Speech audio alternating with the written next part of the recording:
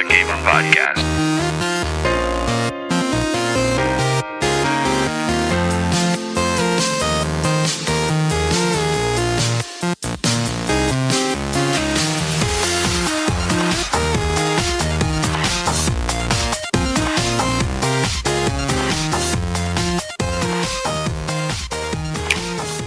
Murder her slowly with my hands. Ah, la la la. Good to know. Okay. And that's whenever we realized that was the proof we needed to know that he killed her. Put her body in the car. About 45. I feel good, guys. What's wrong? Swear to God, we're going to do like a freaking Law and Order episode, and it's going to be like, oh, that's what it was. It was all in the pre-show talk. So, We should keep that, actually. I should. well, Hold on, welcome let me okay. Sorry, I was going to close the door so that way no crazy animal comes in. It's like clanky, clanky, Yeah, clanky, clank, clank, clank. Yeah, I live in a house. I live in a zoo, so I'm waiting for that any moment, actually. Waiting. It's closing the door. Oh. I think he's actually trying to finish that temple. I really do. I think it's like, What? did you finish the temple? What? Yeah, soon. No. Oh, I don't just know heard the what hell volume you're down. talking about. What?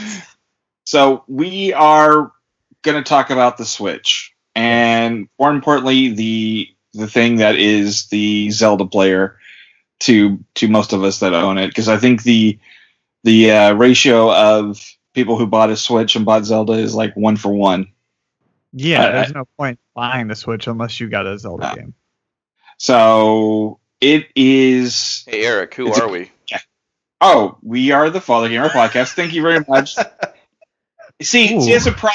I've been playing so much Switch. I've been playing so much Zelda that I'm just completely just drained from everything else. Like, it's all I can think of. I'm driving past and I see things that, like, hey, I think I could climb that with enough stamina. Like, it's Right. just I'm at that point now. And that's always been a great game for me. Back to GoldenEye, where I would pass by those cameras, like at the bank, and go, you know what? I can take those out and go down the hallway. You know, I And still can't drive after playing Grand Theft Auto. I had to put it down for a little that's while. just poor hookers everywhere. But you know, we are the Fathergamer Podcast. With us today, we have Matt from SNS. How are you today?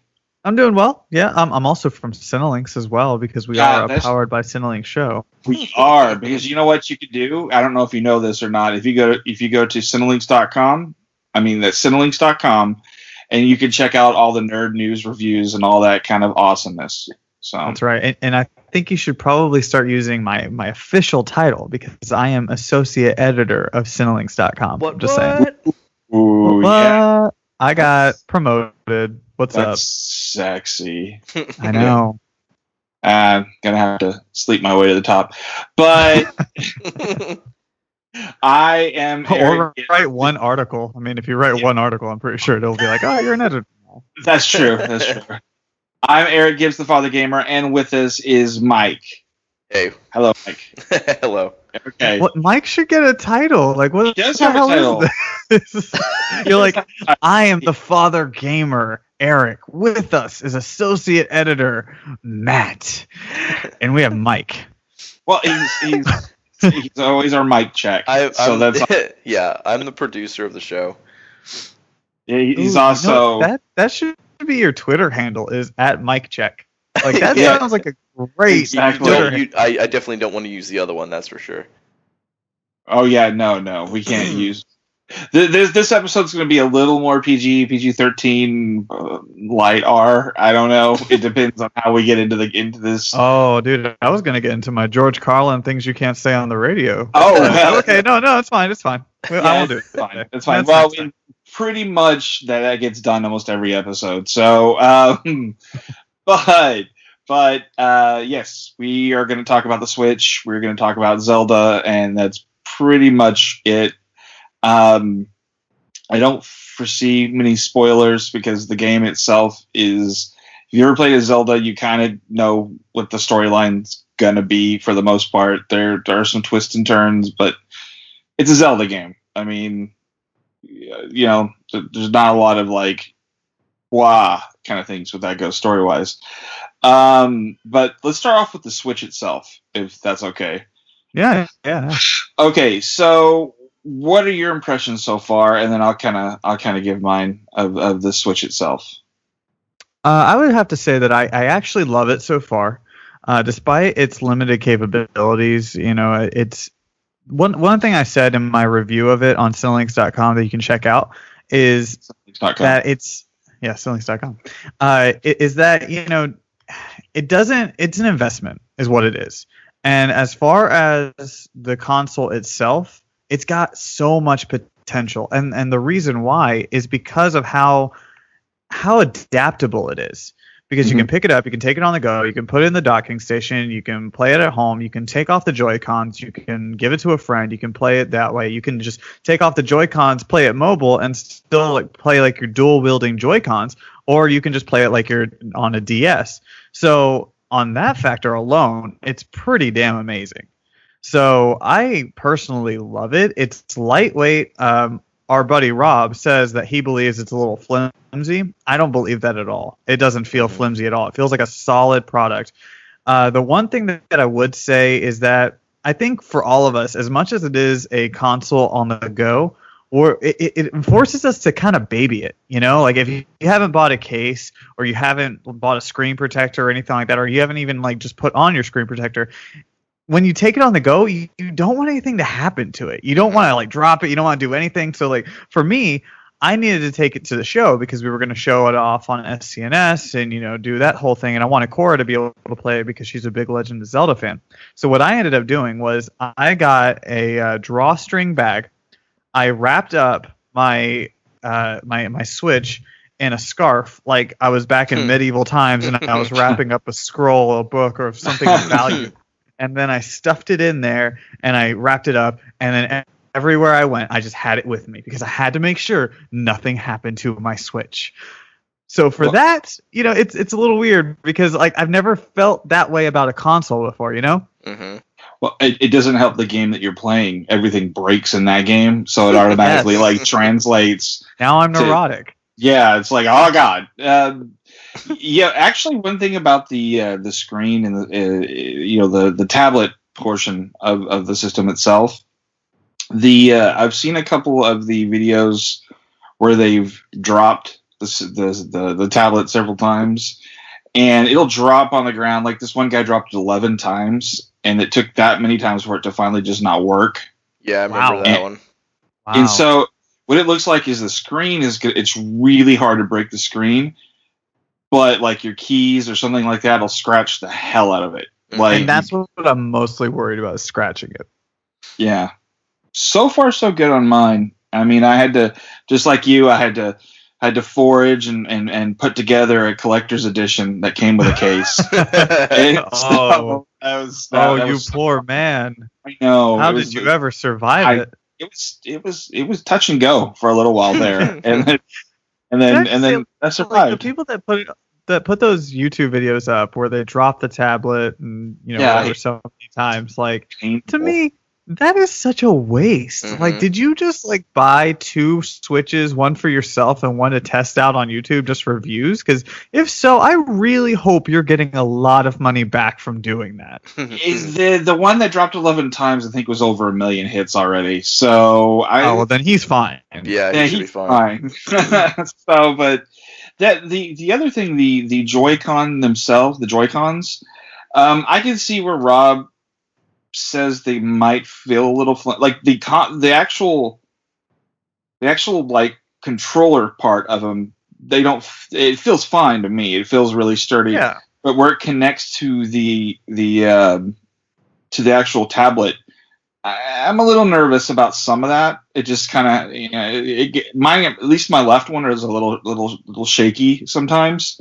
Just like really? me. Mine? Yeah, mine hasn't done anything like that. Like I'm actually holding mine right now, and it's solid. Like there's no issue with it. I'm gonna slide it back into the slot by the tablet, and it just locks in place. It doesn't feel like I'm gonna like break it apart or anything like that. Now, one thing I do feel like I'm gonna break every time, I've only used it a few times, is that kickstand. Like it does feel like. I believe it's detachable though. I hope.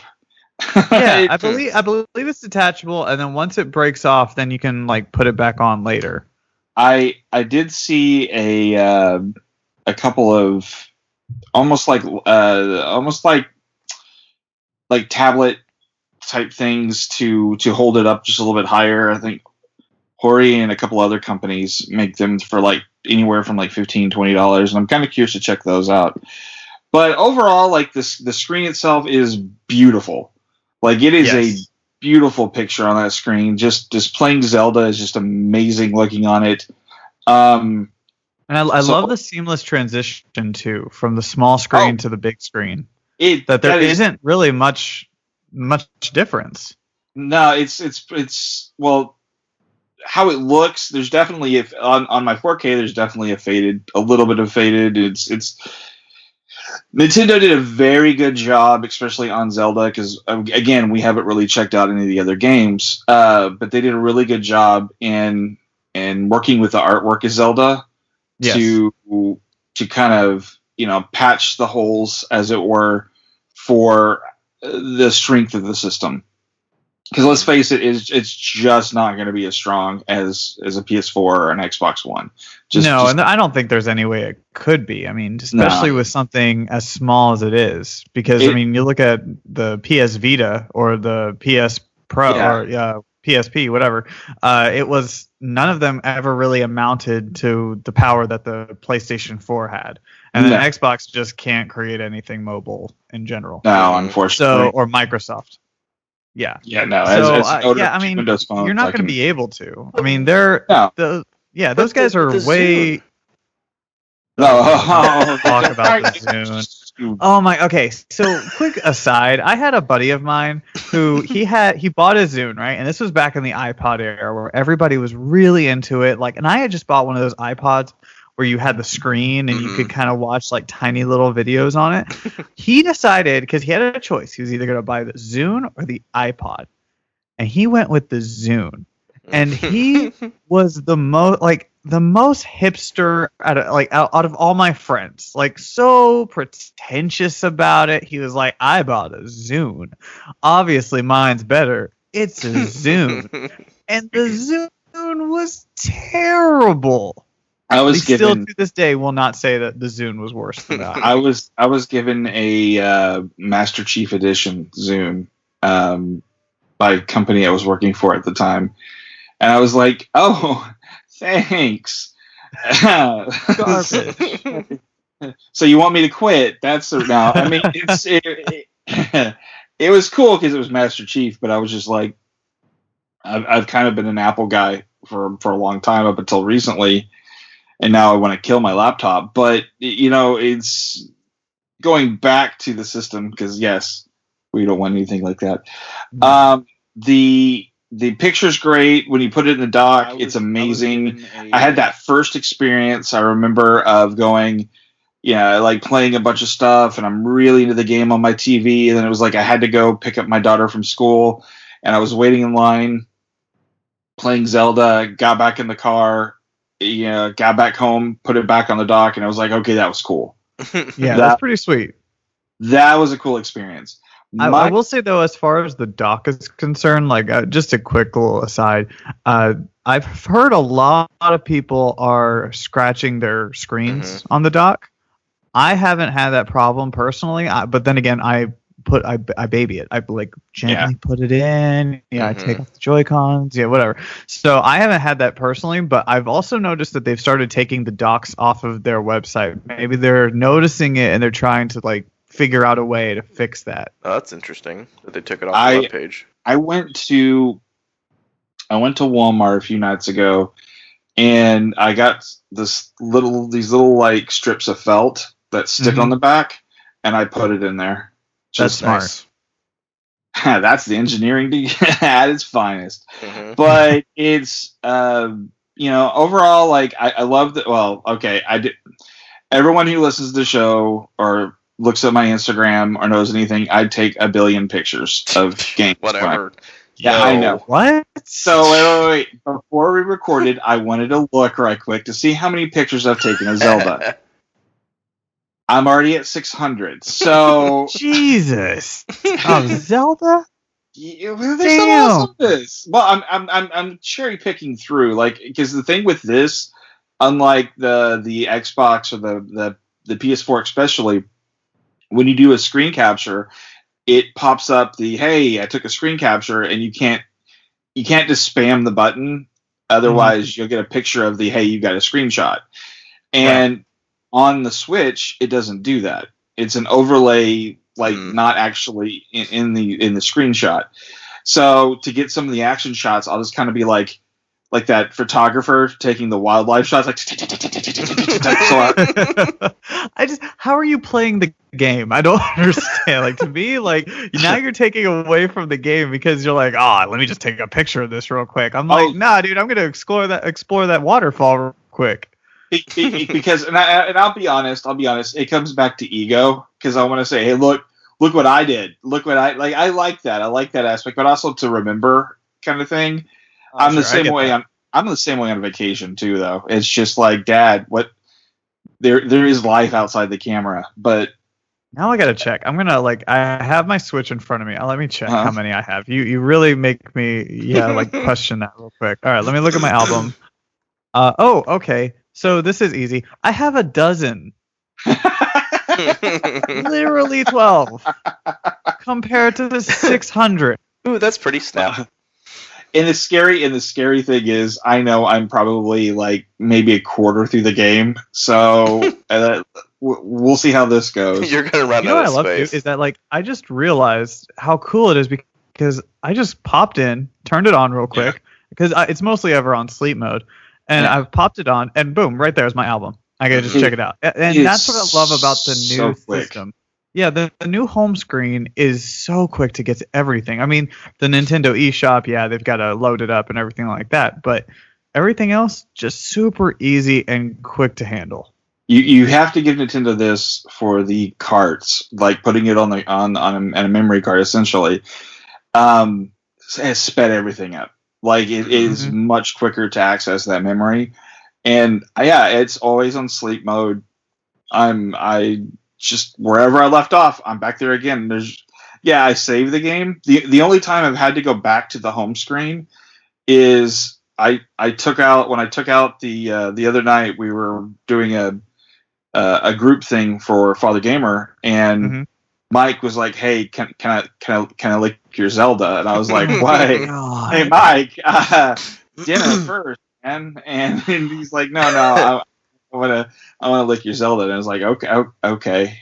And so, he tried it. How did it taste? You people are the motivation for the movie Idiocracy. Pretty much. Like, oh my God. The fact that they needed to coat it in a bitter thing so people wouldn't eat it is just mind-blowing to me. Now, okay, I get it. It's an infant. It's a child. Sometimes, they can't discern. But for grown men and women to actually be licking it is just crazy to me. Like, what? It didn't actually bother me at all. I cannot bring myself to do it. I don't understand these people. They're just terrible. I would never do that. I don't. But says the person with the video. Yeah. By the way, you can check out that video on Instagram. It didn't bother me at all. But we also established that apparently he has no taste buds, or they're just really screwed up. So, really? Yeah. So do you just eat for sustenance? Is that it, Mike? So, and then Mary, who's on the show, she licked her not console, but she licked her. This is weird. And she actually had to do a beard chaser. Yeah, it was a really weird night. She had a beard chaser, and she was trying not to throw up. So I feel like that episode of Fathergamer podcast should just be like, we lick stuff. Like, that's it. It's just the licky episode. I kind of still would like to will it lick? I just pull out my old NES cartridges. I mean, they'll probably taste like stale potato chips and freaking Axe body spray, but then it eventually gets into like a taste testing thing where you all like get blindfolded. And it's like it tastes like marbles. It is a marble. Don't swallow it, Mike. But yeah, hitting the home screen on the system is great. Like all that. Okay. Now I'm going to get into a few things. These are the few gripes that I have. It's amazing. I love that we have friends. Like we can talk to our friends. The friends thing, the little number thing, doesn't bother me. It actually, I will defend it, and I'll be one of the few people I know that it'll defend the friend code. The reason I defend the friend code is okay on my PlayStation. I'm stuck with that name. On my Xbox, if I want to change that name, I have to pay for it. Right. On the Switch, your name is your friend code, and you can change your username anytime. Your gamer tag, you can change it to whatever you want at any time. Yeah. As long as it's not Fathergamer, because apparently that's too many letters. But yeah, I see that. You're one letter off. Fathergamer. Yeah, it's like they've done that since frickin' DS, and it's always irritated me. But that's how I feel like, okay, I'm okay with that. Like, it's not the end of the world to have to enter in 9 letters. It's really not. I don't know. What do you feel like? You know, I actually agree. Like, as far as naming and being able to change it, like, one of the things that's really annoyed me is about the PlayStation 4 is that Sony will not let you change it. And it's a stupid reason. There's really absolutely no reason for it. I like that for Nintendo, you can change it, do whatever you want, and really the only thing that will never change is the SW code. Yeah. That being said, if I have a friend of mine that lives all the way in Houston and I don't get his SW card, like, I cannot become friends with him, which is really weird, right? Like, for you, you're my only friend on here, Eric, and that's a sad thing for me to say. I know, it's mostly because most of my friends don't have a Switch. I better be a best friend. I better be a best friend on there. I'll be really pissed. I think it is. Now I have to see that though. But I think I put you at a best friend because you're my only friend. It should do what the other systems do. It should do what the other systems do this day and age. It should send them a request. Yeah, like if I would like to be able to search just via, like, I don't know, by their real names or something. I don't know. Somebody at Nintendo at some point. Yeah, we're best friends. Thank you. Somebody at Nintendo at some point. I've always had this thing. It's that they were totally, something went wrong online. Like they just hate. Like there was something terrible that went down, and so I don't know. But the thing that I hate the most about the whole thing is, like, I'll look online, I'll see, hey, Matt's online, and I want to send him a message. Oh wait, I can't. Like, it's awesome that we can see that. It's like seeing someone across the shore, but you really can't talk to them. And I know things are going to change, but you would figure the console's already out. Yeah. Why hold that stuff to their vest? Mm-hmm. And I think probably because pretty much all multiplayer games aren't out yet. Like, you can't play 1-2 Switch with somebody all the way from, like, Dallas to College Station. I think you can play Bomberman 2, not Bomberman, Blaster Master 2. I think you can play it online, but I'm not sure. Well, and I think Nintendo's genius behind not letting people do that is because nobody's playing Bomberman at all, or Blaster Master, like, at all. But like, you bought this and you got the Legend of Zelda, and maybe you got coerced into buying a $50 1-2 Switch, which we'll get into in just a second. Yeah. I don't know. We talked about it briefly on our last episode. Not briefly. I kind of went on for a while. There are just certain expectations when a person buys a console nowadays, or even buys they buy a tablet, that there will be stuff like Netflix or something like that. Yeah. And I am kind of like you said, there's a lot of promise to the system, and I'm very excited to see where the system's going. The problem is, I don't feel like Nintendo entirely knows. Like they're not letting us know anything, and generally, except for games, you usually get an idea of where a studio or a company is headed, and I'm not getting that feeling right now, and it's making me nervous, but at the same time, I'm playing Zelda, and it's sating me. Like, like I'm so angry. Oh God, look at it. There's another. I can go after that. Oh my God, let's go. I got a hat. I'm happy. Like it's pretty much my mindset right now. So he's actually, and it's.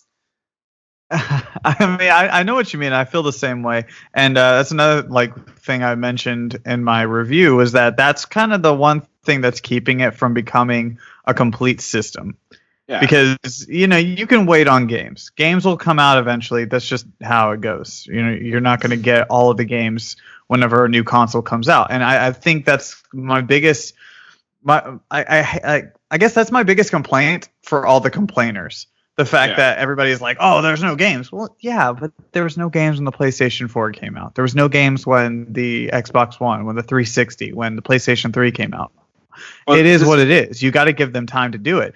But, one thing that I noticed when I was doing research on whenever they're going to add streaming services was I found a quote from Reggie Fils-Aimé, for the president of Nintendo America, and he said, "We're talking to a range of companies about other services, companies like Netflix, Hulu, Amazon, things that will come in time. So we know it's going to come eventually." Ooh.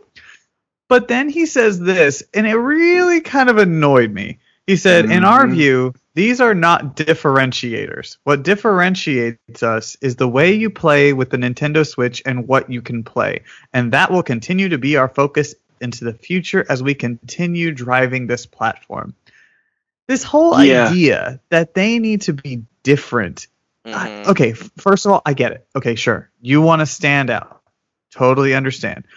But it doesn't mean you have to have this highbrow stance over what other people are doing, because you had that when you had the Wii and the Wii U and all that. You had that purist stand, that highbrow focus, and what did it get you? Nothing.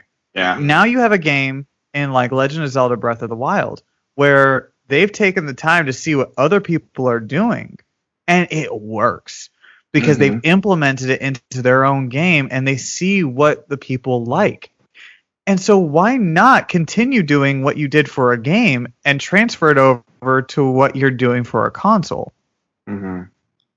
Yeah, it just amazes me because, and like I said, I talked on my last episode pretty in depth about this, but there are just certain expectations, and I just don't understand why that. I mean, okay, I think I understand. I think this was a seat of their pants kind of thing, getting the system put together as quick as like if you look at it, this is definitely, I've never seen this many consoles released in the wild this quickly, especially for Nintendo product. Yeah, I've never seen. That means they've been doing this for a while, so putting them together. So my thinking is that's pretty much been their concentration and on this kind of stuff. But the problem is, yes, you and me and the people that are playing Zelda at some point in the very near future are going to be done with Zelda. And there's going to be Mario Kart. Well, that's next month. Well, Mario, we have no idea how your online is going to work.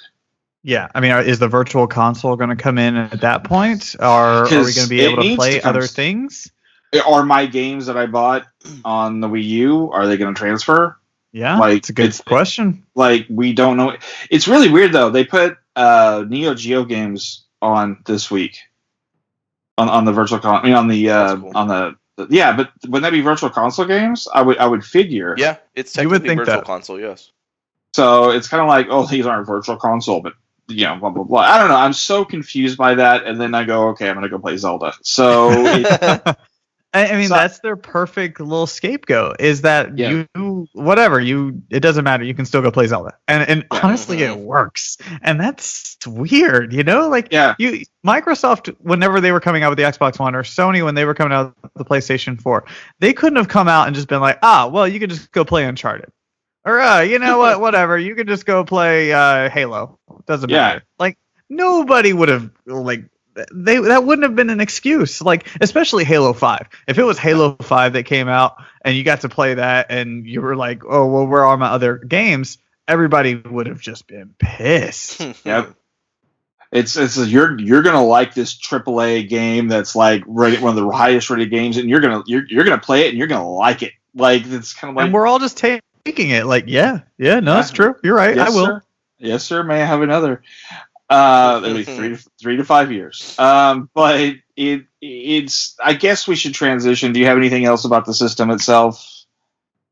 No, I think we've mostly hit on everything. As far as all the negatives, I mean, the things that are missing out on it, the streaming services, and the I don't care so much about a web browser. I know a lot of people are really upset about there not being a web browser. I don't use a web browser on my PlayStation 4. It doesn't matter. Use anything at all. Yeah. My biggest problem with no web browser is actually the web-based sign-in to Wi-Fi.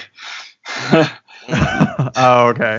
That was kind of like like, so like if I go to the hospital, like, my wife's at the hospital quite a bit. If I go there, I can't actually get on the Wi-Fi. Wow. So that needs to be kind of figured out a little bit better right now. Yeah, I get that. That's a bit annoying. But I would say that as far as like Nintendo's concerned, they seem to have like not really learned from their mistakes as far as this console is concerned. Like, especially whenever they were coming out with it. The limited amount of pre-orders, the, limited amount of stock and everything like that. But, that's to be expected with them. But I think the biggest thing is the accessories. Like, Nintendo loves their accessories. And they just released a ton of them for this new system. They've always been the peripheral kings. And they didn't shy away from it this time. I mean, I'm glad we didn't get the equivalent of the old Game Boy Advance, like the little like light that comes up and the magnifying. It doesn't work at all. Yeah. Oh God, yeah. Actually, I remember that now. Yeah. So I mean, the closest to that is that little stand I was talking about earlier that I can think of, but there's quite a bit, and the price, we talked about that earlier, the price of the Joy-Cons by themselves. And granted, when you actually get to play with them and you understand all the technology in them, and then you're like, oh, wait a minute, I can scan my my amiibos. I can scan my amiibos on it and all that. It's just an amazing little pieces of hardware. It is, yeah, and I love them because Okay, WD-40. I think for one of the things I actually do love about the Switch is that it seems to be like a love letter for every other device that Nintendo's ever made. Oh, absolutely. You can see it. Yeah. I mean, you have the tablet from like the Wii U, right? We got that. The Joy-Cons, they're essentially an updated, upscale version of the Wii controller. Mm-hmm. Mm-hmm. And then you've got the cartridges, which is kind of a throwback to like the 64, to the Super Nintendo, to the Nintendo itself. So I love that. I love everything about it. And the Joy-Cons being detachable, being wireless, being more technologically sound than the Wii ever was, is pretty amazing to me. Yeah, I'm waiting for the head peripheral so I can get some Virtual Boy action going on. As long as it's that blinding head scraping red color, that's what I'm waiting for. I just love that I don't have to aim at something, that I can just it just senses it, and I don't have to aim at a freaking tiny little thing, especially in Legend of Zelda. That was the most annoying thing ever. I'm trying to shoot something, I'm having to aim in a tiny little bar. Yeah, that little reticle. Yeah, I hated that. I guess we should move on to the game that we've all wanted to talk about, 1-2 Switch, of course. Yes, of course. Yeah, absolutely. Yeah. Is there another game? Yeah, I've heard there's a little indie game out there. The Breath of the something or other. I don't know, but Wild Breath. I think it's Wild Breath. Yeah, it's Wild Breath. No, I guess we should talk about Zelda. It without a doubt, it's right neck and neck with my favorite Zelda. So right now, which one would you say is your favorite Zelda? See, but that changes. That's the problem. Like as far as like remembering from my youth and whatnot, Ocarina was is a big thing. Majora's Mask, was always kind of like my little dark horse in the Zelda universe. But I want to go around the world, around the table, and maybe do like a top 5 real quick. Just sure. Why don't you start? Well, I've already done 2 of mine, but well, you got to keep them in suspense, right? Or yes. How about we all do number 5? We all do number 4. 3, 2, 1. Okay. All right. Yeah. I think number 5 for me would be A Link Between Worlds. That was the Zelda that came out for the 3DS recently, right? In the last couple of years. Yeah, that's an interesting one. Yeah, I like that one a lot. Mike, do you have one? We're talking Link stuff? Yeah. I haven't really played too much of it because I never had the time to actually play. So. Okay, well, you have homework to do. Yeah. I had to get another DS if I'm going to do that. Okay, I gotcha. Yeah. I would say that my number 5 would probably be Majora's Mask. Okay. Yeah. My number 4 would probably be Majora's Mask. All right.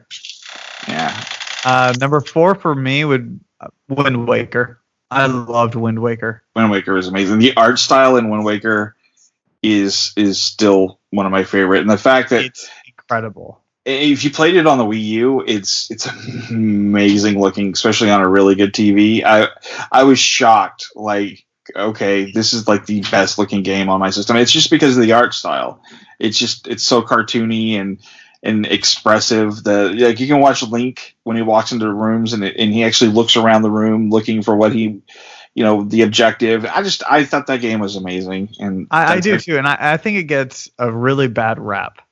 I know a lot of people were upset about it, and I think the biggest reason why a lot of people didn't like it was because it came after games like Ocarina of Time and Majora's Mask. So You had two very serious, dark games, and now you've got a lighthearted, open-world game that was just so much fun to play. It was joy. It was just joy. Yeah, and there's something wonderful about it that it can be different, and I love Wind Waker for that reason. Yeah, that's probably actually, well, I'll already say that was my number 2, and my number 3 is Ocarina of Time, which is the classic, which is I almost want to say the Panasonic games would be my number 1, but we'll get to that in a minute. Okay. So what's your? I would say, because you did 2 and 3, I'll do 3 was A Link to the Past, and 2 was Ocarina of Time. See, I love A Link to the Past, I really do, and for some reason though, it always seems to be a little bit farther on my list. I don't know why exactly. See, it's just wonderful to me. It is a great game. That was kind of what the original Zelda was to me, right? And it really kind of pointed the compass to where the rest of the series was going to go. And then you had Ocarina of Time that came out, and that was just phenomenal. To this day, it is one of my all-time favorite games. And I remember growing up, and I beat it like 3 or 4 times. Like, I would get a game, just whatever. I'd play like maybe an hour of it, and then I'd go back to Ocarina of Time because the story of it all and the adventure and just everything about it was so unique. It was fun to play, and you just, I don't know, I loved it. And to me, that was like one of my first stories. And I'm a big story gamer. So that was one of my first stories that I got to really experience. So Ocarina of Time will always hold a huge place in my heart. I had Probably the Zelda that I played the most, though, which is funny, is Zelda 2. Oh, wow. Which is considered probably one of the worst ones. Yeah. Except for the Panasonic ones.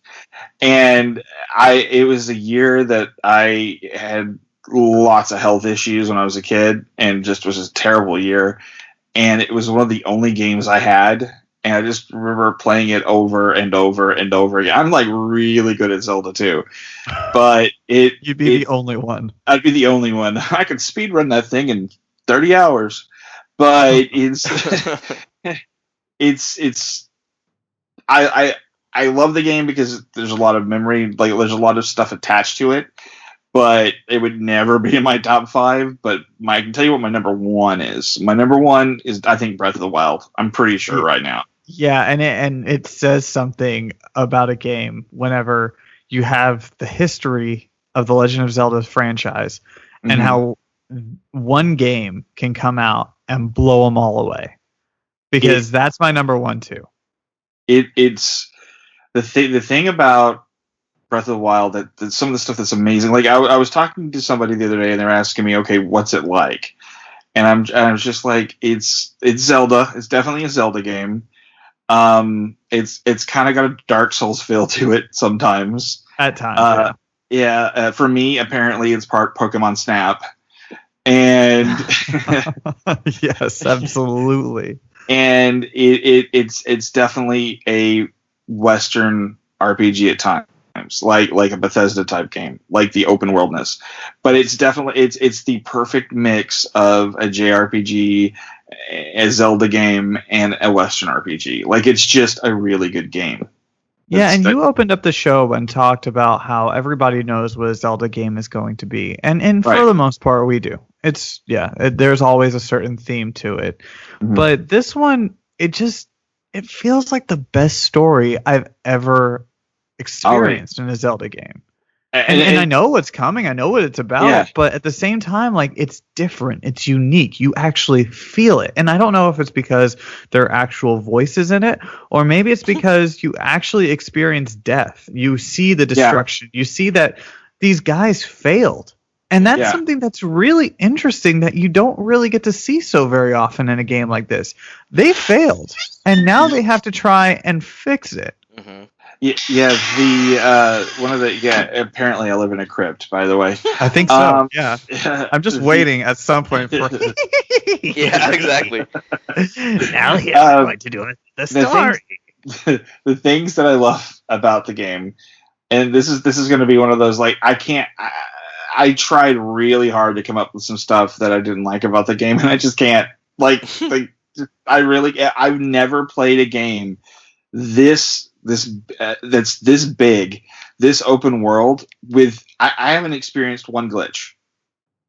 I haven't either. I mean, we had those latency issues that we saw whenever it was on a big screen, but that's really nothing, and that's more of a complaint to the Switch than it is to Legend of Zelda. And that, like, I can't think of the last time I played something, like, with the exception of Witcher, like, I don't remember many glitches on that, but everything else I've ever played that's this open world, Grand Theft Auto, Bethesda games, all this kind of stuff, there's always, like, a donkey riding a human or something weird going on. And a car inside the grass or inside the ground. I will admit there was a part of me, I was like sailing along and I was thinking, God, I kind of wish this was on PC so people can mod it, because I'd actually like to see some of the stuff they would do. But oh, dude, they would have created a whole new DLC by now. Yeah, but it's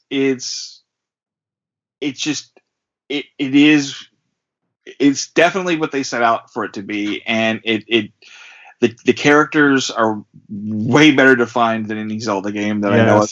Absolutely. And that's probably the reason why I liked Link Between Worlds, because they actually did some character development in that.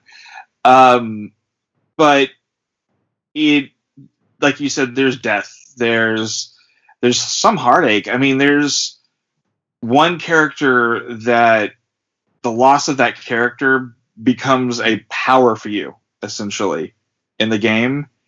And it's every time that happens in the game, I'm kind of like, oh, like, it's just, it's it's probably narratively one of the most powerful Zelda games. It is the most powerful Zelda game narratively. So I mean, Ocarina was imagery story, but it was more imagery. It was more just, this is badass. This is, this is, kingly. This is whatever. But this game, with the exception of Link still not talking, which is still weird because they'll sit there and like, this is my life. I really need your help, Link. Blah blah blah. And he's like, just stands there, and nods. He's just okay. That's fine. Yeah, but you can't. Like, there's no way you could have added a voice for Link. Like, it never would have been perfect. Zelda is okay, whatever. Haley Joel Osment. That's totally. You want Sora? You want the voice of Sora to be Link? That's right. Why not? But he can diversify. But I've never played a game like this that's this open and felt so good. So I'm extremely happy. And if there's a game that's going to top this for the year, I can't wait to see that game. Like, yeah, I can't see Mass Effect doing it. I can't see Fractured But Whole. I can't see anything like that's going to be better than this. I am Bread too.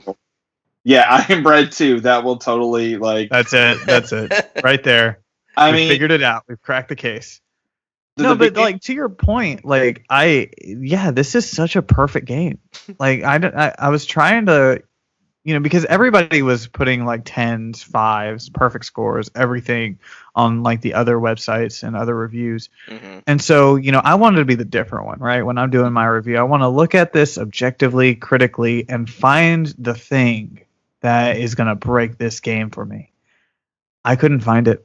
Mm-mm. It's nowhere. Like, I mean, the one thing that I would say was the damn deer running is so unrealistic, but yet I'm like, it's fine, whatever. I'm like, I can't really like knock it too much, but like whenever you see a deer running, just watch the deer for a moment and you watch the deer from behind. Like the legs go like they flop away, like they're trying to fly.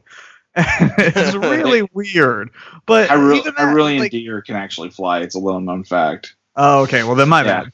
Well, yeah. I mean, but even that's really not a big deal. There's nothing about this game that you can hate, and I don't know how you could, because it's something too is not just the story, but that the gameplay itself has layers, right? And I think that's really interesting. Like, for instance, if I'm gonna go get a cuckoo, right? I'm going to take a cuckoo and I'm going to take it into battle. I'm going to hold it. I'm going to hold it over my head and let a Boba-Clin hit me. As soon as it hits me, that wrath of the cuckoos that came through? Oh, yeah. That's so amazing. All attack the Boba-Clins. And that's awesome. Like, that's not something you would normally know. But if you go and you try it, it works. It does. It does. The moment I saw that on YouTube, I was like, haha, I'm doing this. I took the damn... In case you don't know, it's basically like a rooster. I took it down to like this area with a ton of bad guys and just went to town. It was amazing. It was like the swarm of roosters attacking, and it was great. And that's a throwback to the very first games. Yeah. So you need to do that for boss fights. Yeah, just to see what would happen. Oh, I would love that. That's how we win the entire game, or something like that. That would be awesome. Win the entire game using those just carrying around. Oh my god, Ganon dies because of cuckoos. Yeah, that was it. You have to name him. I wish you could just like register him like you can horses in the game, and just like this is my cuckoo Earl, and he goes with me everywhere. Speaking of that, I do love the fact that you can ride wild animals, but you can't register them. Like, have you ever tried to register a bear? No, but it's amazing. Like, okay, so you go and you try, you get a bear, right? So you're on the bear, fine. You take it over to the horse stable so that way you can register it, and they're like, oh dear god, that is not a horse, that's a bear. Like, they freak out because it's a bear. It just takes out the entire horse stable. Right. So yeah, that bear actually looks really happy to be ridden. Like, it's like, I'm involved, guys. Look at me, I'm chosen. You chose me. Yeah, I got one of the gazelle looking things, and I was running through the forest, and it was raining, and I had I was calling it my Mononoke kind of head thing I have, and I was just like, oh my god, this is a Studio Ghibli movie. I'm riding through a Studio Ghibli movie right now, and it was amazing, and the rain, like the little tiny droplets of rain, you can see them hit everywhere, and it's just for the lack of power on that system compared to other stuff, it's amazing to see what they do with it. The animations, the art style. Speaking of Ghibli, it totally reminds me of like Miyazaki type stuff, especially when you get in that first Japanese village looking thing. That's just Kakariko, which I thought was, or Kakariko as they now pronounce it. Like that was really interesting that was their interpretation of it. And I also think that that's a really cool thing is that each village has their own personality. Right. And you can see the when villages are close to other villages, you can see where, well, okay, they're going to have people go, because I could tell this is what they were thinking. They're going to have some interaction, so they're going to have a little bit of like you go to the next village, and it's going to have the Japanese lantern, like the stone lanterns. the hateno. Yeah, and it's going to have those, but it's a little more modern, a little more not modern, but a little more Western. The town itself. I actually thought it was German. Yeah, I got the feeling of German, Spanish. And then later on, you go and there's actually a area that reminds me of very Chinese and a lot of like rural type Chinese stuff, like from a couple hundred years ago. Mm-hmm. And you get German, you get kind of almost a French, you get like it's kind of cool how they've done that with Hyrule. Like they're not all just the same generic villagers, and then you have the random people that you stumble upon that try to attack you, which is awesome. Okay, the fact that there's an entire clan set out to assassinate Link is amazing to me, and that might sound a little morbid, a little creepy, but at the same time, like, no, it's not, because in other Zelda games you never had that. All the travelers were just like, oh hey, yeah, I'm just gonna go do my own thing. Like, but the fact that some of these other characters are out to like harm you, and they're actually physically domineering. They're pretty good. It makes for a fun gameplay experience because you never know when it's going to happen, and it actually makes the NPCs that much more interesting, which I never thought could really be an interesting part. But the NPCs are actually one of the more highlights of this game. One of my favorite assassinations was this. It was at nighttime, and the guy was like, "It's a beautiful night to murder you," and I was like, "What?" That's awesome. Oh man, I got into a full blown conversation with this one guy. Like, I'm seeing, he's over by a bridge. We're talking, and he's like, "Oh man, yeah, the weather's kind of nice. Yeah, the weather is kind of nice. Yeah, I hear there's going to be rain. Oh man, I could really enjoy some rain. And then the next day it might be a little bit sunny. We'll see what happens. Yeah, it looks fun to me. Yeah, I can't wait. Oh, by the way, what's that? I'm going to kill you. Like, wait, hold up. I just created a relationship with you. We were friends. We were cool. And now you're going to kill me. What the hell?" Yeah, I love those. Some of the other things that I really love, the animation, like you were talking about. Well, the deer, not so much, but the people, Link when he's walking and running. But there was some NPC. There was one particular NPC. I was up on this hilltop, and it was pouring rain, and there was like a desolate shack that was like broken apart. And I saw her run underneath the shack as soon as it started raining. So they will run to get shelter, the NPCs. Oh, and you know what's interesting too is if it's raining, like, and it's important to talk to all these travelers too, even if they're going to try to kill you, because a lot of them are going to try to sell you something. Right. So what I found recently is that compared to like the daylight or the daytime or the nighttime, if it's pouring down rain and it's nighttime, they will sell you their best wares. So, like, say for instance, it is a meat guy, right? Like, there's a guy who's gonna sell you meat. You run over to him like in the daytime, and he's got like, I got a chicken wing, I got like some meat right here, whatever. So you do it like nighttime, it's kind of the same deal. But you like find him when he's shacked up like underneath a tree by a fire or what have you. You go over and you talk to him. He'll have like the raw prime beef or like the whatever it is, Right. like just gourmet beef is what it is. Yeah. And you can buy it. It's not cheap. I mean, it's like 60 rupees, but you buy it and like that's how you get the more high class stuff. So find all the people who are like sitting by a fire hiding whenever Right. the rain is coming down at night. Cool. Like, I didn't know about the ring thing. The lady I was telling you about, I went up to her and she's like, I wish I could find somebody a little more romantic right now. Oh. And I was is that when like, it started? and so I went. You know how you can take Link's clothes off. Yeah. I took his clothes off, went back and talked to him, and she goes, ooh, and gave me something. And I was like, you kinky little bastards there at Nintendo. So okay, but it's amazing to see like this living world is what it feels like, and so much to explore, so many things like weird floating dragons that come out of nowhere, and just crazy stuff. And everywhere I turn around, there's a small little, hey, can you do this, or hey, can you find that? Which normally fetch quests drive me nuts, but not in this game because I know I'm going to get something out of it. So yeah, and I think what's interesting too is that I was talking to a friend of mine about his experience versus my experience, and each one of us found something that the other didn't. It's so different from person to person. Yeah, and that's very different for this kind of game because most of the time, it's essentially a linear game. Right. Ocarina of Time, yeah, you get to go wherever you want, but there were certain areas that you couldn't access unless you hit this, and this. Same thing in Wind Waker. You're just rolling around on the ocean, just going from place to place.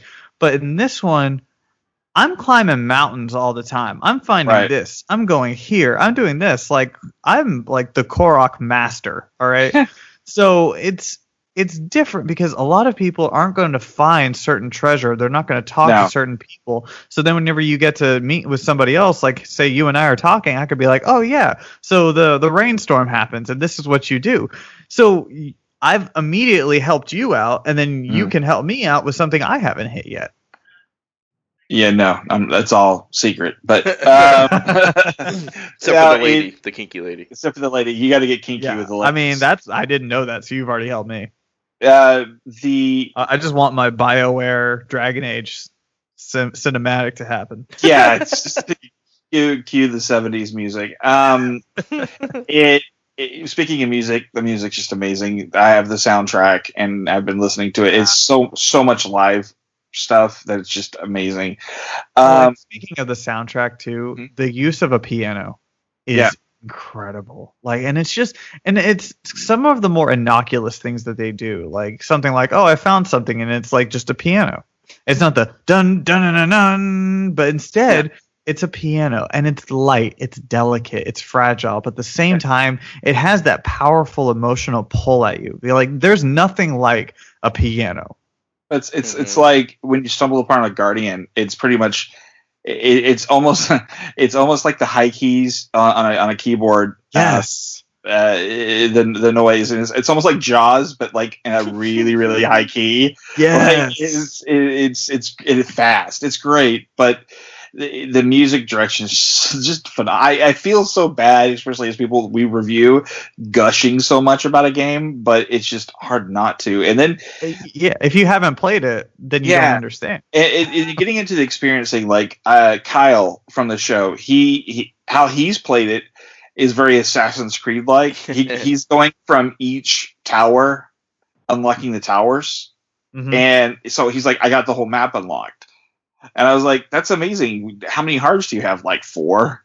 Like, oh, God. Like, well, how the hell did you do that? So I'm just doing them as I go. Like, I'll find a shrine, boom, hit this. Then I'll find a tower, hit that, do this, whatever. Like, wow, okay, good for him. I spent the first day, though, pretty much figuring out recipes. Like, that was my big thing, was like, I want to know. I'm finding all this stuff. I want to know how to use it. It's so good that you actually figured that out pretty early on. I couldn't. Like, oh my God, I didn't even know how to cook for the first okay. 3 hours of gameplay. Like I was thinking, okay, I'm just gonna stand by this fire with this fire pot here, and I'm just gonna like try and keep hitting it, and it's like sit. I'm like, I don't want to sit. I want to cook. It's like sit. I'm like, please put a cook button up. Nope. Nope. And then I didn't even know I could hold something until one day, like I'm going through, and I'm like, oh, okay, that's cool. And, like I finally was able to hold something, and then that's how I figured out. Oh, that's how you cook. Oh, I'm an idiot. And that's speaking of holding, holding things. There's no hand holding in this game. None at all. Like there's like a tiny kind of tutorial at the beginning, like very small, and they use some of the temples as tutorials through the early part of the game. But for the most part, it's pretty much okay. Hey kid, go play. Like it's so they got rid of the annoying Navi. Basically, yeah. Navi's been gone. Yeah, I'm pretty sure I found the grave. Well, shoot, like they got rid of Navi. They got rid of that one thing from Skyward Sword that I can't remember her name, but that dancing fairy thing that communed with the gods. Tingle. Like, oh no, Skyward Sword. Yeah, like I don't know who it was, but anyway, so like they've pretty much anything that used to help you is gone. Like the only people that help you now are people.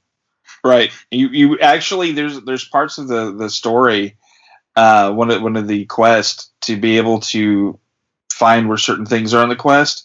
You have to go to these horse stables and ask the artist and show him a picture, and he's like, "Oh, that's kind of over in that direction. I've seen that before," and it's kind of cool because you feel like, especially what I did with the game is I took the HUD off.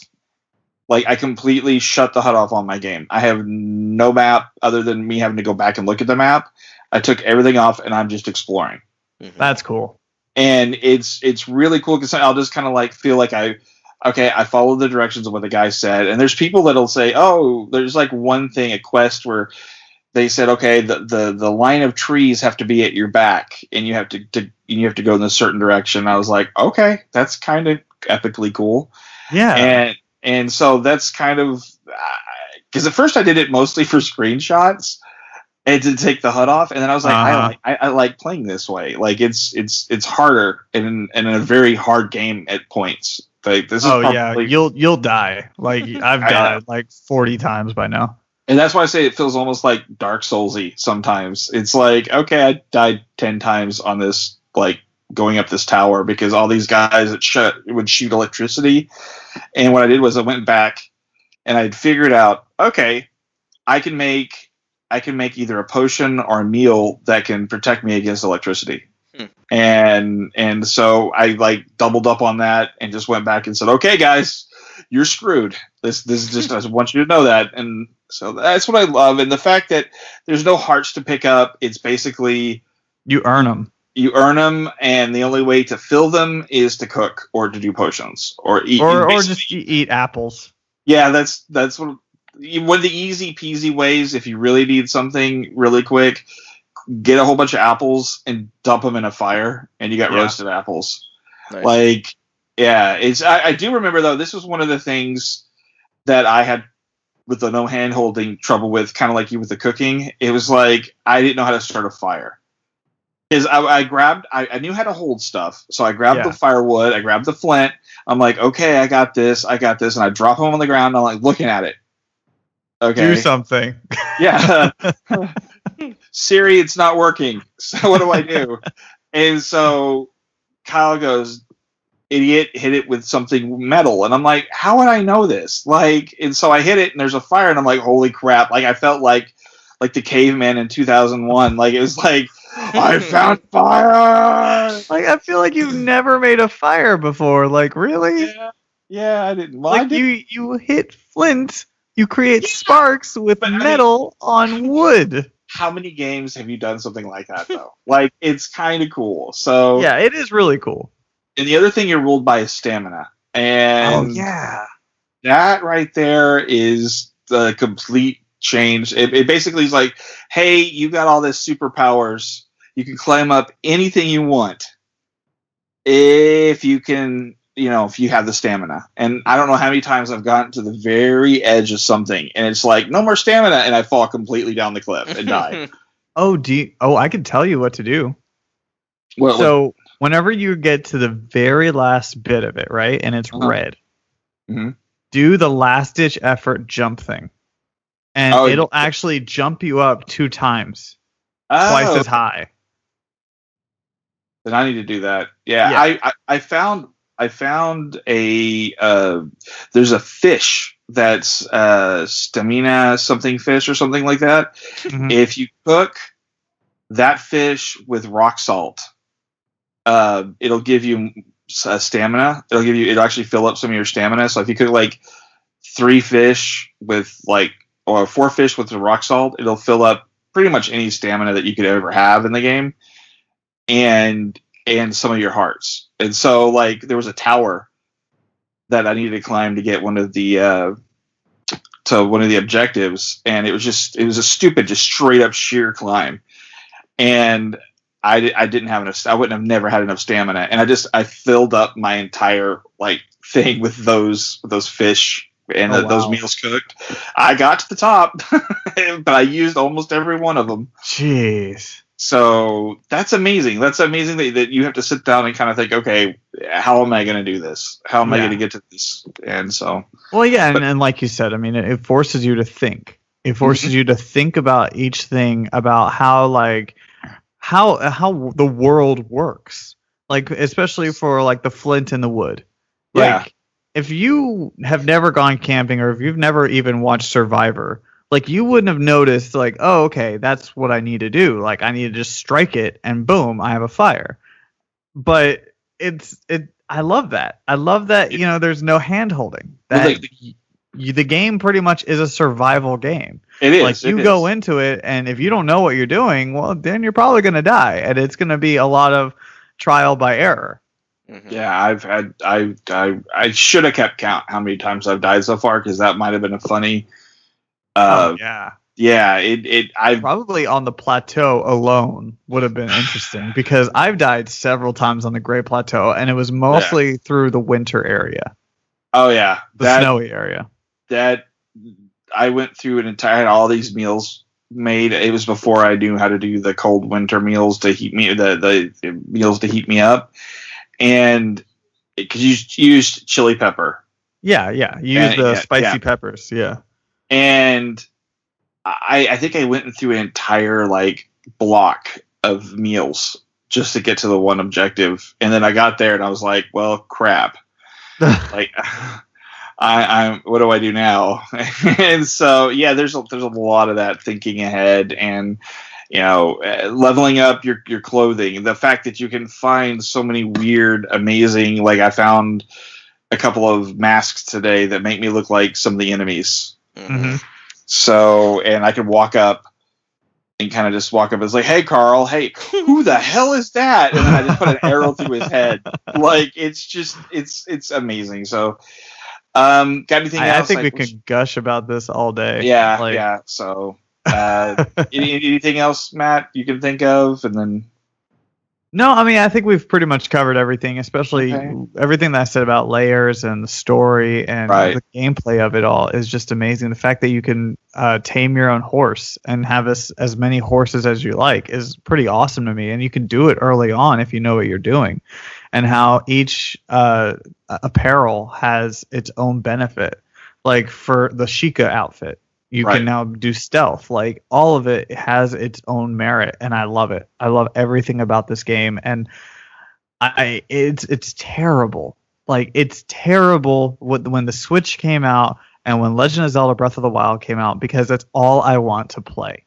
Yeah, like, I go to work and I have to force myself not to bring it, and then I sit at work and I'm sitting there like Tyrone from Chappelle Show, and I'm like, you got any more? Like, I just want to. I want to play it. You know, I want to use it. I want to like take it everywhere, but I can't because I am a grown-up and I have responsibilities. So yeah, but at the same time, like I also think that it came out at a bad time because Horizon Zero Dawn came out, and I have completely neglected that game because I've just been playing this and I love it, and I'm going to continue to neglect that game until I finish this or until I feel that I've finished it as high as I can.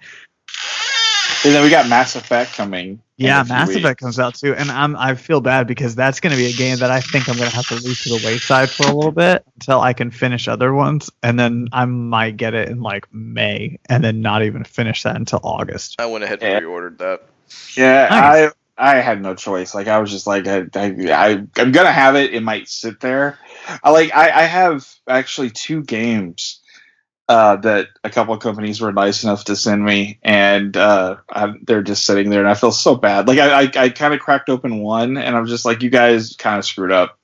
Like you should have waited a few more months or something, Right? because I mean, yeah. So it's and I feel terribly bad, but this is not happening anytime soon. And then we've got pretty much stuff all the way until May. So But not many. I think the titles that you can think of are Mario Kart, Mass Effect, Ghost Recon Wildlands, but honestly that's kind of a low guy on the totem pole, and then Persona 5. Out of all those, I can't really think of any other like big name titles.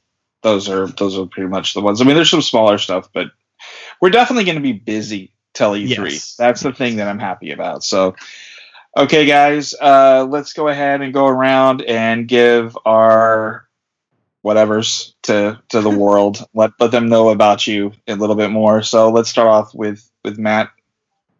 You can find me on Instagram and on Twitter at Move the Joystick. If PlayStation 4 and Sony would ever let me change my name, it would also be at Move the Joystick, but that's not going to happen.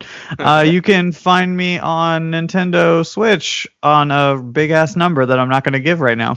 And, because seriously, that SW number is huge. But yeah, so you can find me there, and of course you can find me on Thursday nights at 8 p.m. On SCNS Live. You can also find me on Nerd Interference, which is every other Saturday, and you can always read up on the latest news and reviews that I write on Cinelinks.com. I'm sure you guys are going to be covering all of the March Madness stuff. We'll be all over that. We also we were gonna talk about free agency this week, but we didn't get around to recording a show. But that alone was pretty huge. Yeah. So, Mike? You can find me on most social medias at Silverhawks, SLVRHWKS. He doesn't know how to use vowels. We've tried really hard. He's litter trained now, but no vowels. I'm just telling you need to change it all to mic check, man. Mic check. Mic check. And you can find me at cinelinks.com. You can find all of the old shows there. You can also find us on iTunes, Stitcher, SoundCloud, Google Play Music, TuneIn Radio, and probably Libsyn. We're working on Pornhub, but we're not sure yet. And you can find... So that wasn't you. Yeah.